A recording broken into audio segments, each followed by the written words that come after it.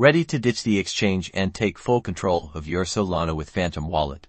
Let's move those Sol tokens. First, log into your Kraken account and find your Solana balance.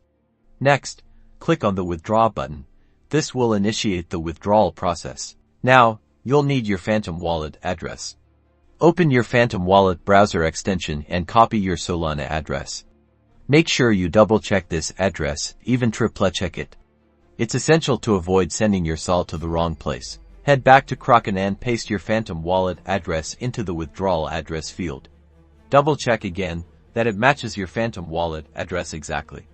Even one wrong character can cause issues. Enter the amount of Solana you want to transfer to your Phantom Wallet.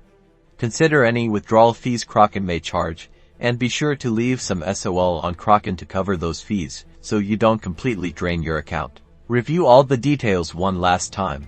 Ensure the address is correct, the amount is accurate, and you understand any fees involved. If everything looks good, click the Confirm or Withdraw button. The transfer may take a few minutes to complete. You can track the progress on the blockchain. Once confirmed, your Solana will appear in your Phantom Wallet, safe and sound. You now have full control of your Sol.